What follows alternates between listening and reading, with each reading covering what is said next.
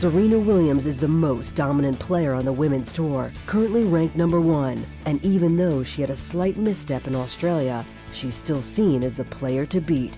Roger Federer hasn't won a Grand Slam since Wimbledon 2012, has recently hired Stefan Edberg as his coach, and has seen his ranking fall to #8.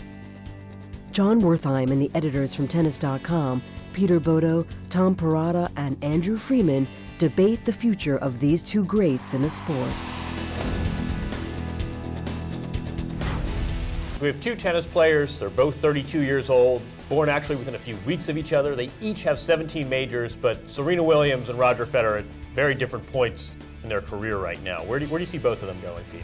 Roger's such a terrific athlete, so light on his feet. He can, he's got a couple more years in terms of being able to get around a court very well. He's had some back injuries, but other than that, he's never had one of those, like 2 months off because of a tennis elbow or a badly sprained ankle or something like that.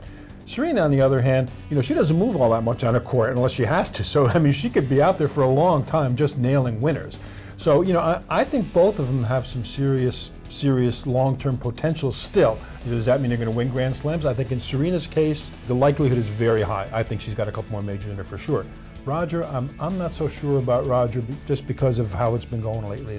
I think Federer will be in the game longer than Serena. I just don't know that he'll be at the top longer than Serena. For some of the reasons that Pete said, he's very light on his feet. I think he's going to stick around. I think he could still win a major if the situation is right and he's playing well and the right player is not playing well or is not in the tournament or whatever the case may be. Serena can win no matter what, as long as she's playing well. The other interesting thing to me is on the coaching front, she has a relatively new coach, and by both her account and the coaches, although he's a little more polite about it, it's really helped her game. Usually at that stage you see what you see with Roger, which is here's a guy who for years didn't have an official coach and was cleaning up, dominating the game, and now he's making these sort of changes that feel a little desperate, might be too strong a word, but like he's searching. He's a little unsure of himself, which is something we're not used to seeing from him.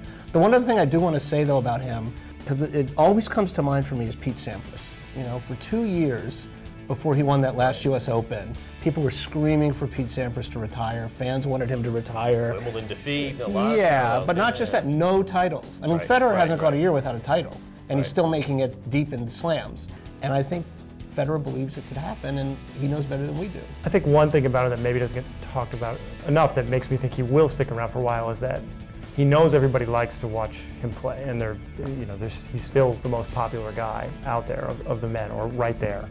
Right. And he likes that everybody likes to watch him play, and he wants to please in that way. I do think there's an aspect to him that says that I'm an entertainer in some way too. It's not just about whether I'm #1, and I think he enjoys that feeling from crowds, and so that might keep him out there unless he really plummets in the rankings, in which case he's not playing that much anyway. I say you should play mixed doubles with Serena. They could both play until 45, play like Martini did, exactly, and people will get to see him. No, we were talking about two of the greats of all time, Serena and Federer, and I think how they play out in 2014 is a top-shelf storyline.